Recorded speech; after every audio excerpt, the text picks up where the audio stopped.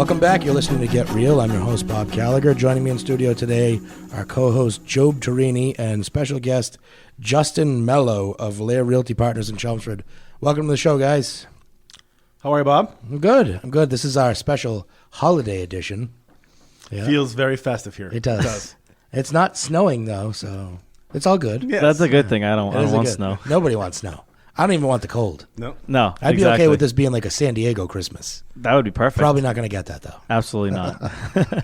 So, Justin, we wanted you to come in today and kind of talk about how things are going out in your area. So you service all of Middlesex County, correct, surrounding areas, that type of thing.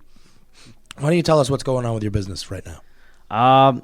Business it's still taking off. We've had a lot of people, buying this past couple weeks, and it feels like the market almost, took an upbeat from the couple slow weeks that we've had recently. Right. It usually around the holidays, I wouldn't say they get slow, but they tend to slow down because people get distracted with holiday parties and shopping and everything else. And we were just saying, like the last week, all of a sudden people are coming out of the woodwork, want to buy houses again. Yeah, exactly. I think people were, kind of waiting for the holidays to end before they went out there, but things have been still coming on the market, and I think people are just looking for the right opportunity, and that's just been presented to them in the past couple of weeks. And no snow this month certainly is not hurting. That certainly does help. No one ever wants to go look at houses in 6 inches of snow. No, never mind 1 inch. Exactly. If it's snowing out, no one wants to leave the house. Cold. Yes, or when it's cold. Yeah. The weather hasn't been that bad the last couple of weeks. Maybe that's got something to do with it. So where do you think we're headed in, going into the new year? What do you see in your crystal ball for business?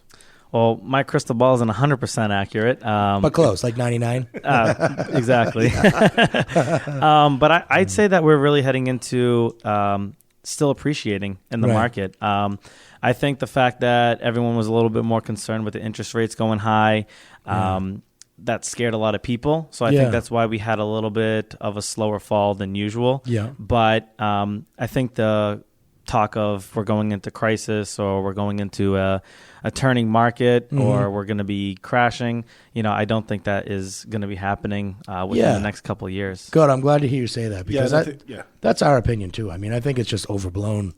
Nobody's really said, prepare for prepare for a recession or for a massive price drop like we saw, about a decade ago. Mm-hmm.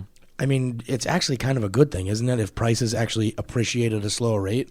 Correct. Yeah, we've just had such a crazy market where, we've had no inventory, tons of buyers, and, people just flooding the market. And so, of course, that caused a lot more bidding wars. It caused, just a lot more people concerned that they weren't even going to be able to find a house. Right. And then, we're not turning into a bad market. We're turning into a normal market. Right, which is honestly what we want. Yeah, exactly. It helps buyers for sure, and it definitely still is a benefit to sellers as well. Yeah.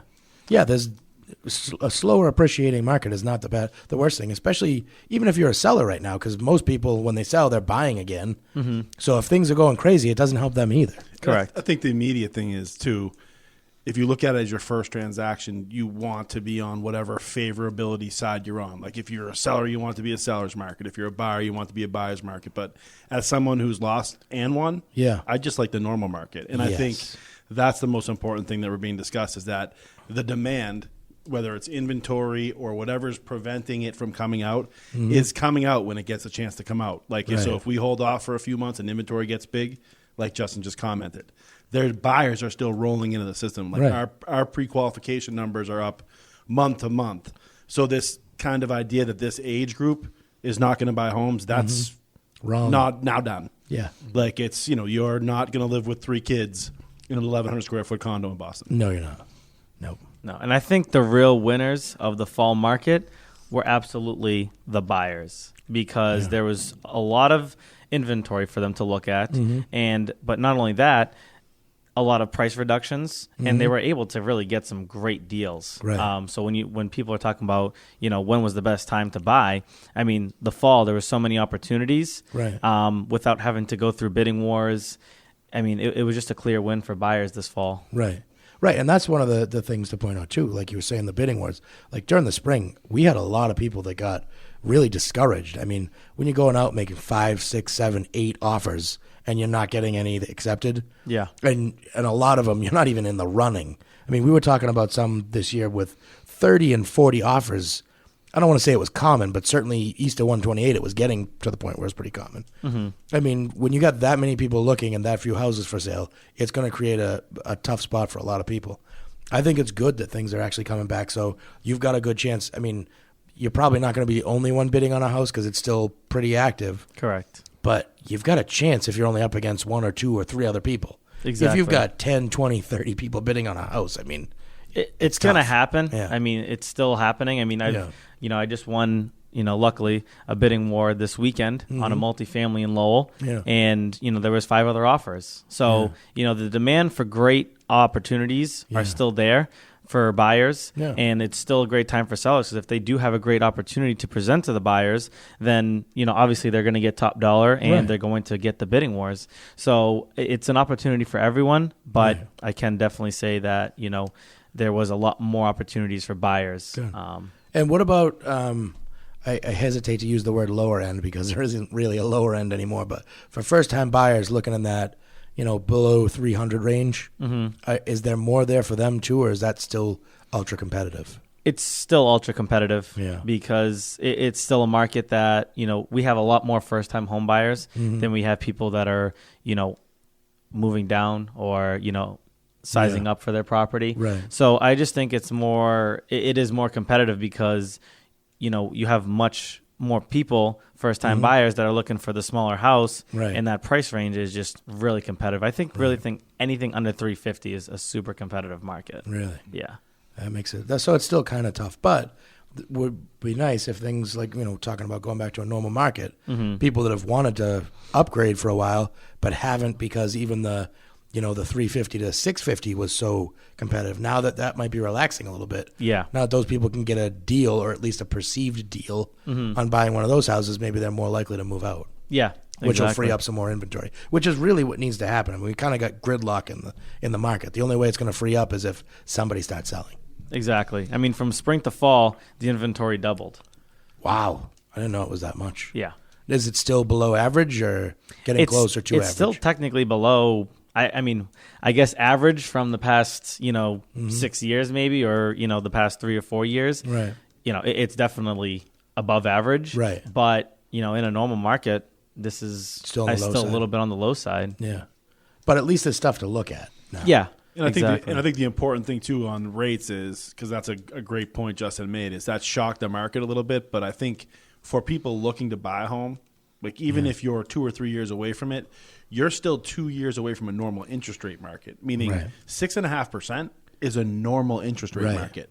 I was 32 years old before I saw a rate under 5, and I've been doing this for 22 years. Yeah. So I mean, let's put that in perspective. That's Justin grew up in an environment that probably never saw a rate over 5. Right. But in perspective of how this economy is working and being back to normal, normally rates aren't below 5%. No. If you look at a 100-year average. Yeah. They have only been normal this decade. Right.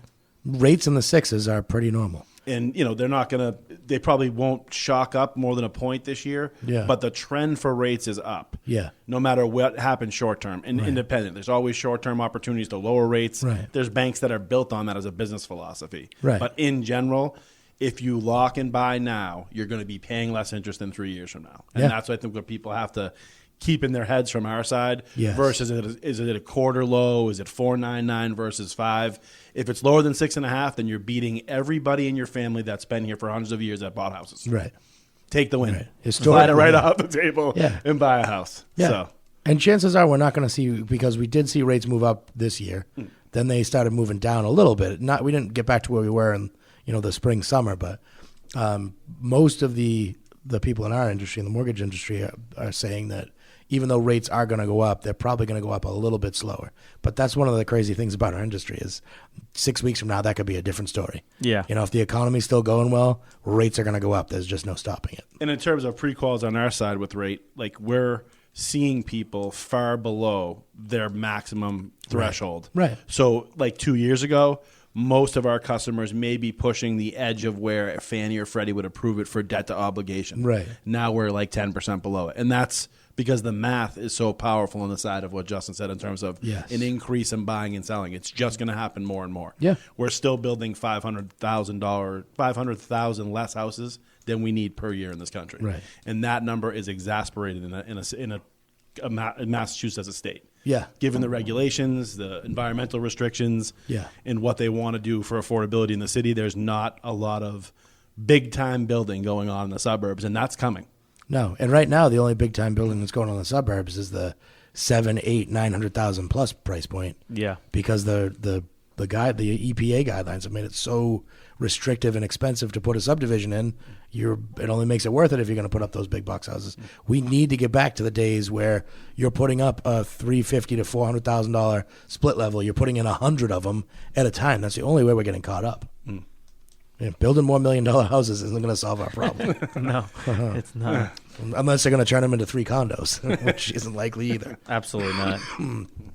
So let's talk about where we see the mortgage industry going and how you think that'll impact real estate going into next year, Job. Well, I mean, I think that from our standpoint, what we'll see is steady rates. I don't think we'll have a rate that exceeds 5.5% in the year. And then I think the long-term trend is, like we already talked, upwards. Yeah. But I think the biggest thing that will affect the market this year is accessibility. Accessibility for lower down payments, for, like you guys just discussed, the buyer that may have gone to see 5 or 6 houses last year. Maybe they can come into this year and do it a lot cheaper in terms of down payment with 3% versus 5%. You're seeing all the agencies get a little bit more aggressive in terms of lending to people that have verifiable income and verifiable assets, which is the appropriate way we want to do it. And we'll have other products that come out that are pick and play. Like some of the products that are being offered that are coming back now that are non-qualified are good. If you're dealing with an investor or someone who made one mistake, that's, a professional that had a business that lost it, but still they're not things that I would use for family members. So they're not products that I think will impact Ross or a company like Lair, because that's we're not putting people in homes to even take a guess on sustainability. Like we've been down that road and we all know where it goes. Yeah. So we're very cautious about it. But I feel better about the products we can do, their affordability and accessibility, and the way that we can deliver it locally than I ever have in the last 8 years. This has been, for people who have experience, this has in some years been a real life nightmare. Yes. Absolutely. Rules changing in the middle of the game, having to explain it to borrowers without appearing like a moron. Banks that got through it like Ross, professionals that have been doing this for a long time, they have it down. This is going to be a good year for consumers. Absolutely. And Justin, why don't we talk a little bit about the millennial perspective on buying? You didn't want that from me, Bob? I mean, you could probably give us anecdotally what you think, but baby boomer, maybe. I wouldn't peg you that old either, Joe. Not that that's a bad thing. Baby boomers buy houses too. But let's talk a little bit about what you see as a millennial. Well, I mean, like we've kind of talked about, I think there's still the opportunity there. People are concerned that we're going to the top end of the market and that we can't really grow anymore. But Steve Harney from Keeping Current Matters says the big difference is that instead of appreciating, 4 to 5% every year like we were, maybe now we're seeing between 2.5% to 3% appreciation. And that's still a good amount of appreciation every year on your property. And then obviously as the rates continue to go higher, you still want to try and get in while the rates are at a decent number. And you can still get some appreciation on your property. So I still think it's a great time for anyone to get into their, first home. Because, it's still much better than paying rent because the rent prices have skyrocketed. And, And rent never goes away, ever. Rent never goes away. Yeah. No, it never does. And it does not go towards anything. No, that's one of the biggest ways the middle class builds wealth is through buying real estate and paying it off over time. For first generation's family, it's frequently the only way. Yeah.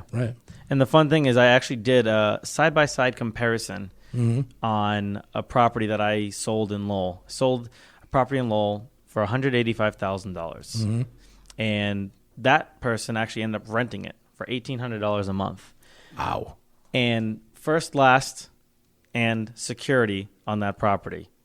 So you're collecting 3 months worth of rent. Yeah. With that being said, So what? $1,800, what is that? $5,400. Yeah. All right. So that was your down deposit for rent. Right. If you went in and bought that at around 3%, right. it would be close to $7,000. Yeah. $7,500. Right. So this person paid a little under $2,000 less to rent. Right. Up front. Exactly. Yeah. When someone could have bought it at $7,500 down, and their monthly payment would only be around like $1,200. Right. But someone renting is paying $1,800 a month. So the first 3 months that you own it, you got back the extra $2,000. Correct. You had to put out. And that's the thing too, is people don't recognize the premium people are paying for their quote unquote no worry rental situations is enormous. Yes. It isn't market demand. There's plenty of apartments. I mean, look around if you want to drive. It's a lot of money that landlords are asking for in any rental situation, and they're getting because it's competitive. And this is a different state now. You can't drive any direction. We're in Justin's area, Westford. 60,000 people work in Westford. Yeah, that was not the case when I grew up here, like 8 or 9 years ago. 8 or 9 or 30. Yeah, but you know what I'm saying? Like the growth in jobs, real life, like humans have to be their jobs, not telecommutable, science based. Yeah. That's exactly feeds right into your mouth. That's not going away. Yeah. And I think the biggest difference is a lot of people are maybe afraid to jump into that first purchase because they're like, well, what happens if my heating system goes? What happens if my, what happens if my AC breaks? What happens if I need a new roof? So, whenever I sit with a first-time home buyer, my biggest thing is don't try and get in over your head. Right. Like, know your means, know your limits, and always – when you're putting your down deposit, make sure that you have money saved up for a rainy day because, things always happen in a house. When I bought my 4-family, I had to put a new roof on, a month later because it was leaking. And I knew it was older. Yeah. So I was mentally prepared to be there. So I think everyone has to be mentally prepared to understand that, if you have to do something, great, but make sure you're aware of that. Or, if you're really not ready to do that, maybe you should be looking for something that's maybe a little bit more expensive. Yes. But has all those things taken care of so that, you don't have to come out with that extra $5,000, dollars of expense where you could technically, maybe spend, let's just say $20,000 more. Right. And over you spread that over 30 years, it's nothing. It's nothing. It's 50. It's less than $100 a month. Exactly. Yeah. And that's a great point, and probably the only good part of a multiple bid situation is every month opportunity rises for people to save a little bit more money. Yep. And like Justin said, with a little bit more reserve money, it opens up. Maybe you weren't comfortable looking at a 2-family, but now because you've been waiting 5 months, you have a few more $1,000 saved. Right. I mean, what's the worst thing can happen in something like that? It's not people over project that, to your point. Right. Walk it through, like he said, go through it with Justin, yep, and figure out what the worst case scenario is so you don't have irrational fears. Absolutely. Because that's the worst thing for opportunity. Absolutely right. We're just about out of time. I want to give out your contact info, Justin. So if you're looking to buy or sell anywhere in Middlesex County or even the surrounding areas, give Justin a call. It's Justin Melo at Lair Realty Partners in Chelmsford. The number is 978-758-5028. One more time, it's 978-758-5028. Thanks for coming on the show with us today, Justin. Thank you for having me. I feel special being on the Christmas edition. Yeah, I know. It was great having you guys. Yeah.